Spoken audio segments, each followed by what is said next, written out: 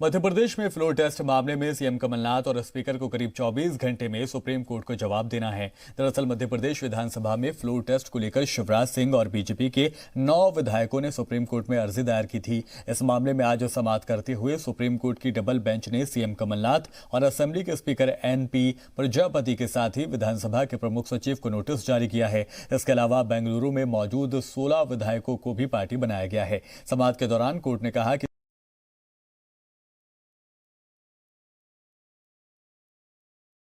इस मामले में कल सुबह 10:30 बजे समाप्त होगी। आज केस की सुनवाई हुई। ना कांग्रेस पार्टी, ना चीफ मिनिस्टर, ना स्टेट ऑफ एमपी मौजूद था। उन सबको मालूम है कि ये केस लगा है, बट वो जान के गैर हाजिर रहे। कोर्ट ने बहस सुनने के बाद अर्जेंसी देखते हुए कल सुबह 10:30 बजे के लिए नोटिस जारी किया है और ये कहा है कि इनकी तामील कर दीजिए और 10:30 बजे सुबह इसकी बहस होगी। सर, बीजेपी ने अपने क्या ग्राउंड ले आया, क्या कहना चाह रही है बीजेपी किस तरह से? जो ग्राउंड सिर्फ ये है कि सरकार का बहुमत नहीं है, 22 आदमी उनके चले गए तो बहुमत नहीं है, इसलिए आप फ्लो टेस्ट करें। फ्लो टेस्ट वो करना नहीं चाहते। नोटिस हुआ है और अर्जेंट मामला है, उसके लिए कल दिया गया है। सवाल ये है, अदालत ने जो इल्ज़ाम हैं उनके ऊपर वो जवाब भी चाहेंगे, तो जवाब फाइल होना चाहिए जल्दी से जल्दी। और उसके बाद जो मध्य प्रदेश सरकार का कहना है कि वो अल्पसंख्यक नहीं है, उनके एमएलएज को 22 एमएलएज हैं, उनको बंधक बना के रखा हुआ है। अगर बंधक नहीं बनाया होता तो कल पेश कर देते, उनको असेंबली में लाते। ये चाहते हैं कि बिना वोट के ही तय हो जाए कि वो अल्पसंख्यक है, ऐसा तो होगा नहीं।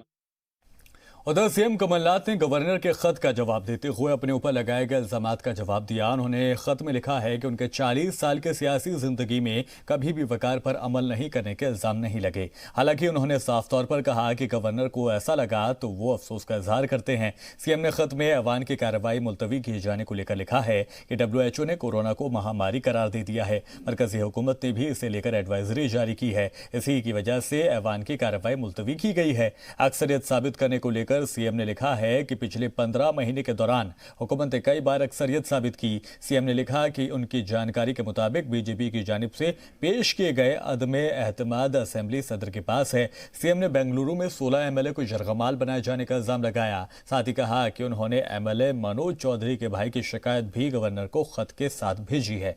उन्होंने खत में दावा किया है कि बेंगलुरु में जरगमाल बनाए गए 16 एमएलए को कुछ दिन पहले खुले माहौल में रहने दें और फैसला लेने भी दें, जिसके बाद सरकार फ्लोर टेस्ट करवा लेगी। मध्य प्रदेश में सियासी घमासान का मरकज बने बेंगलुरु में मौजूद सिंधिया हामिया अरकान असेंबली आज पहली बार मीडिया के सामने आए। सभी ने एक सुर में कहा कि यहाँ हमारे यरगमाल नहीं इनको बनाया गया है, हमें लेकर मनगढ़ंत बातें फैलाई जा रही हैं। हम अपनी मर्जी से यहाँ आए हैं और कमलनाथ हुकूमत के काम से खुश नहीं हैं। उन्होंने कहा कि हुकूमत में हमारी बातें ही सुनी जाती, न ही हमारे पास कोई काम है। गोविंद सिंह राजपूत ने कहा कि हुकूमत बनाने में सिंधिया जी का बड़ा किरदार था, लेकिन सीएम बनने के बाद कमलनाथ जी का सलूक खराब रहा। कभी भी कमलनाथ ने हमें नहीं सुना। उन्होंने कहा कि सिर्फ छिंदवाड़ा में तरक्की के लिए पैसे तकसीम किए गए, लेकिन इंतखाबात सिर्फ छिंदवाड़ा के दम पर नहीं जीता जाता। अरकान असेंबली ने मध्य प्रदेश जाने के सवाल पर कहा कि हम कल जाने को तैयार हैं, लेकिन अगर सिंधिया जी पर हमला हो सकता है तो हमारी हिफाजत कैसे होगी?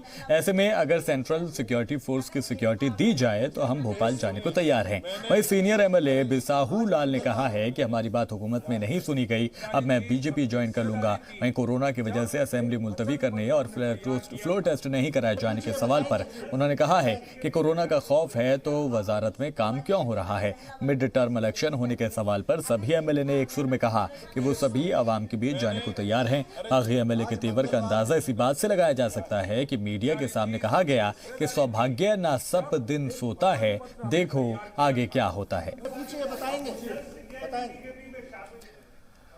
और सदर जमहूरिया रामनाथ कोविंद ने सुप्रीम कोर्ट के साबिक चीफ जस्टिस रंजन गोगोई को राज्यसभा के लिए नामजद किया। गोगोई को राज्यसभा भेजे जाने पर कांग्रेस ने मुबारकबाद तो दी, लेकिन कांग्रेस तर्जुमान रणदीप सुरजेवाला समेत कई कांग्रेस के लीडरों ने हुकूमत के फैसले पर निशाना भी साधा।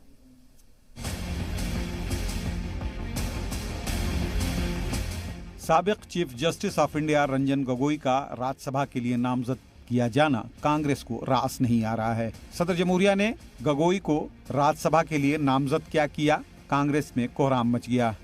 एक के बाद एक कांग्रेस के लीडरान ने जस्टिस गोगोई को राज्यसभा भेजे जाने पर सवाल उठाना शुरू कर दिया। कांग्रेस के तर्जुमान रणदीप सुरजेवाला ने गोगोई का नाम लिए बगैर ट्वीट कर कहा, नमो संदेश, या तो गवर्नर, चेयरमैन और राज्यसभा, वरना तबादले झेलो या इस्तीफा देकर घर जाओ। अभिषेक मनु सिंघवी ने ट्वीट कर निशाना साधा, तुम मुझे खून दो, मैं तुम्हें आजादी दूंगा। तुम मेरे हक में नजरियाती फैसला दो, मैं तुम्हें राज्यसभा सीट दूंगा। जस्टिस गोगोई को राज्यसभा रुकन बनाए जाने पर कांग्रेस के साथ साथ असदुद्दीन ओवैसी ने जजों की गैर जानिबदारी पर भी सवाल उठाए। ओवैसी ने ट्वीट किया, क्या ये बदला मिला है?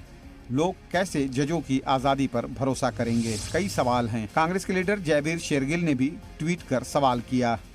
साबिक सीजेआई गोगोई की राज्यसभा में नामजदगी एक बुरी मिसाल है। जुडिशरी को हाईजैक करने की यह साजिश है। जुडिशरी और जमहूरियत के लिए तकलीफ का दिन। जस्टिस गोगोई से कबल साबिक चीफ जस्टिस राज्यसभा रुकन बनते रहे हैं। इससे पहले मोहम्मद हिदायतुल्ला और रंगनाथ मिश्रा भी चीफ जस्टिस के ओहदे से सुबकदोश होने के बाद राज्यसभा के लिए नामजद हो चुके हैं। हालांकि कांग्रेस का कहना है कि इन साबिक जजों के रिटायरमेंट के काफी सालों के बाद उन्हें राज्यसभा का रुकन बनाया गया था। ब्यूरो रिपोर्ट, जी मीडिया।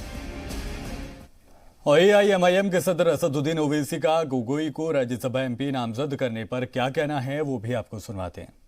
कि आप बात कर रहे हैं जस्टिस रंगनाथ मिश्रा की, उनके रिटायरमेंट के 7 साल के बाद कांग्रेस पार्टी ने उनको अपना पार्टी का कैंडिडेट बनाकर उनको बनाया। तो इनको भी चाहिए कि बीजेपी का कैंडिडेट बन जाए ना, बीजेपी ज्वाइन कर लें। कौन रोक रहा है इनको? सरकार से मैं जानना चाहता हूं कि क्या ये कुड प्रो क्यों है क्या? और मैं नहीं बल्कि जस्टिस लोकुर जो सुप्रीम कोर्ट के रिटायर्ड जज हैं, उन्होंने ये कहा कि इनके इस अपॉइंटमेंट से सुप्रीम कोर्ट की इम्पार्शियलिटी के ऊपर कई सवालात उठते हैं। तीसरा ये है कि 2012 में लेट अरुण जेटली ने राज्यसभा में स्पीच देकर कहा था कि रिटायरमेंट से पहले जो फैसले होते हैं जजेस के और उसके बाद उनको अपॉइंटमेंट मिलता है वो फौरन नहीं होना चाहिए। चौथी बात यह है कि इनके कई ऐसे फैसलों से सरकार को, मौजूदा मोदी सरकार को पॉलिटिकली फायदा मिला है, चाहे वो सीबीआई का केस हो, अयोध्या बाबरी मस्जिद का वर्डिक्ट हो या रफाल का मामला हो। कोरोना वायरस को लेकर बीजेपी के पार्लियामेंट्री बोर्ड की मीटिंग में हुकूमत की कोशिशों पर चर्चा हुई। मीटिंग के दौरान वजीर आजम ने मीडिया की कोशिशों की भी जमकर तारीफ की। इस दौरान पार्लियामेंट पहुंचे कांग्रेस के साबिक सदर राहुल गांधी ने कई सनसनीखेज बयान भी दिए। एक रिपोर्ट दिखाते हैं आपको। ये जो हाउस है सब स्टेट्स का, सब भाषाओं का, सब लोगों का हाउस है। इसमें डिस्कशन होनी चाहिए। इसमें आजकल डिस्कशन हो ही नहीं रही। कोई सवाल नहीं पूछ सकता, सिर्फ वन वे ट्रैफिक है। अब ये लाउडस्पीकर बन गया है। कोरोना वायरस को लेकर बीजेपी की पार्लियामेंट्री बोर्ड की मीटिंग के बाद राहुल गांधी ने हुकूमत को खबरदार किया है। इस दौरान पार्लियामेंट की कार्रवाइयों पर सवाल उठाते हुए स्पीकर पर जमकर हमला बोला। एक दिन पहले अपने सवाल का जिक्र करते हुए स्पीकर पर तमिलनाडु की आवाज दबाने का भी इल्जाम लगाया। कल मैंने एक सवाल पूछा था 50 सबसे बड़े विलफुल डिफॉल्टर्स पे, मुझे जवाब नहीं दिया। मेरा हक बनता था सप्लीमेंट्री क्वेश्चन पूछने का, ठीक है, मेरा हक छीना गया। मगर आज स्पीकर जी ने तमिलनाडु का हक छीना। वहां पे भाषा की बात हो रही थी। तमिलनाडु के सब एमपीज सिर्फ एक सवाल पूछना चाहते थे अपनी भाषा पे, और स्पीकर वो सवाल नहीं पूछने दे रहे। कोरोना वायरस को लेकर महकमा सेहत की कोशिशों पर वजीर आजम ने इत्मीनान जाहिर किया। साथ ही अरकान पार्लियामेंट से अपने इलाके में भी जाकर अवामी बेदारी की अपील की। जबकि इस सवाल पर राहुल गांधी ने हुकूमत को खबरदार करते हुए मुल्क की मईशत को कोरोना से भी खतरनाक बताया। उन्होंने दावा किया कि आने वाले 6 महीने में मुल्क में बड़ी इक्तिसादी सुनामी आने वाली है। मैं पहले से कह रहा हूं कि आर्थिक सुनामी आने वाली है। कोविड से पहले मैं कह रहा था और अब मैं कह रहा हूं कि 100% आर्थिक सुनामी आ रही है। और मैं सरकार से कह रहा हूं, हर रोज कह रहा हूं कि आप प्रिपरेशन करना शुरू कर दीजिए। सरकार कोई प्रिपरेशन नहीं कर रही है, बस मतलब वही यहाँ पे मतलब वही अपने मतलब उल्टी सीधी बातें करते रहते हैं, मगर जो फंडामेंटल प्रिपरेशन करनी है हिंदुस्तान को डिफेंड करने के लिए, प्रोटेक्ट करने के लिए, जो राष्ट्रवाद की बात होती है वो नहीं हो रहा है। और मैं दुख से कह रहा हूं कि यहाँ पे ऐसा इकोनॉमिक झटका पड़ने वाला है कि करोड़ों लोगों को नुकसान होगा, दुख पहुंचेगा करोड़ों लोगों को। माननीय प्रधानमंत्री जी अंत में एमपीज को संबोधित करते हुए ये कहा, देश में हवाई जहाज में हो, रेलवे स्टेशन में हो, डॉक्टर्स हो, अपने कर्तव्य बहुत अच्छी ढंग से निभाया है। उसके अलावा मेंबर्स को उन्होंने ये आग्रह किया, जो कुछ भी भारत सरकार कर रही है और आगे करने वाले हैं, जब अपने अपने क्षेत्र में जाएंगे सतर्कता बढ़ाने का कार्यक्रम करें। कोरोना वायरस को आलमी वबा करार दिए जाने के बाद इस पर सियासत करना कहीं से भी ठीक नहीं है, लेकिन ईवान में स्पीकर का रोल हो या लगातार गिर रही मुल्क की मईशत, किसी मौजू पर भी अपोजिशन की आवाज बनना भी एक अहम जिम्मेदारी है। ब्यूरो रिपोर्ट, जी मीडिया। आलमी वबा बन चुके कोरोना वायरस को देखते हुए मरकजी हुकूमत ने कई एहतियाती कदम उठाए हैं। वहीं रियासती हुकूमत भीड़ भाड़ से बचने के लिए mall, theatre, club, marriage gathering जैसे अवामी भीड़ वाली जगहों पर पाबंदी लगा चुकी है। नए हालात में अवाम ने जहां एहतियात बरतने का लिए सभी को कहा है, जबकि सियासी लीडरान अब बेपरवाह हालांकि से दिखाई दे रहे हैं। क्या डर नहीं लगता कोरोना वायरस से? लगातार एयरपोर्ट पे संक्रमण है, दिल्ली एयरपोर्ट पे 7 करोड़ जनता के प्रतिनिधि हैं, जान दे देंगे लेकिन लोकतंत्र की हत्या नहीं होने देंगे। कोरोना वायरस को लेकर मध्य प्रदेश के बीजेपी लीडर का ये बेपरवाह बयान भोपाल एयरपोर्ट का है। रियासत में सियासी उठापटक के बीच जब एक सहाफी ने कोरोना के खतरात पर सवाल पूछे तो बीजेपी एमएलए का जवाब सुनकर सभी सन्न रह गए। एक साथ ज्यादा भीड़ इकट्ठा होने पर पाबंदियों के बीच एयरपोर्ट के बाहर का ये नजारा कानून का मजाक उड़ा रहा है। एक बार फिर सुनिए कोरोना को लेकर क्या कहा बीजेपी एमएलए ने।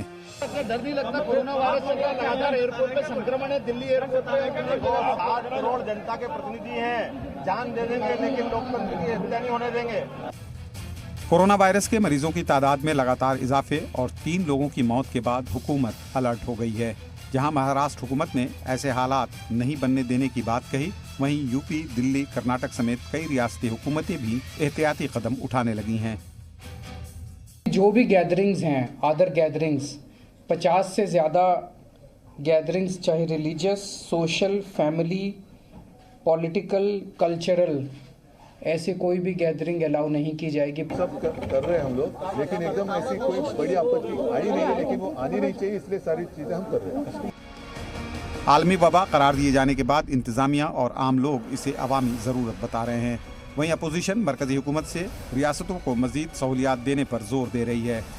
मॉल, स्कूल और दीगर भीड़ भाड़ वाली जगहों पर सन्नाटा है, लेकिन सियासी लीडरान इससे बेपरवाह होकर खुलेआम खिलाफ वर्जी कर रहे हैं।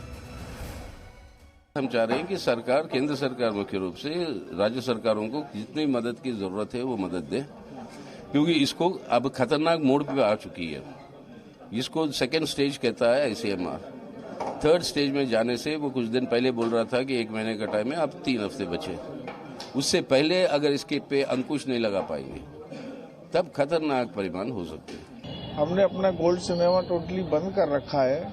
गवर्नमेंट सरकार के आदेशानुसार हमने भी चल रहे हैं, और जो गवर्नमेंट सरकार ने कोरोना वायरस के लिए जो ये फैसला लिया है ये बहुत ही अच्छा है।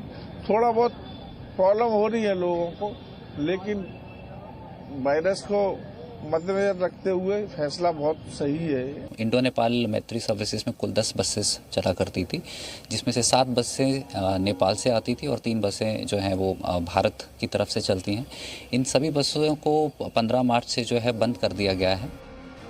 कहा जाता है कि किसी भी कानून पर अमल गरीबों और आम शहरी ही कर पाते हैं, जबकि बड़े और सियासी लीडरान इसमें भी अपने लिए गुंजाइश निकाल लेते हैं। तमाम पाबंदियों के बीच भोपाल एयरपोर्ट के बाहर MP के सियासी लीडरान की ये भीड़ हो या पाबंदियों के बीच कर्नाटक CM येदियुरप्पा की एक भीड़ भाड़ वाली शादी तकरीब में शामिल होना, ये सारी चीज़ें सवाल तो पैदा करती ही हैं। ब्यूरो रिपोर्ट, जी मीडिया। और कर्नाटक में कोरोना के 2 नए केस की तस्दीक होने के बाद रियासत में एहतियाती कदम उठाए जा रहे हैं। रियासत में mall, theatre, club, marriage gathering जैसे अवामी भीड़ वाली जगहों पर पाबंदी लगा दी गई है। इस दौरान एक शादी तकरीब में सीएम येदियुरप्पा के शामिल होने पर सवाल भी उठे हैं। सर मानते सर मदवे होगी तो सर। कोरोना जैसी खतरनाक बीमारी की जद में आकर पहले मरीज की मौत वाली रियासत के सीएम का ये अंदाज काफी चौंकाने वाला है। 2 और नए मरीजों में कोरोना वायरस की तस्दीक के बीच सीएम येदियुरप्पा एक शादी तकरीब में शामिल हुए।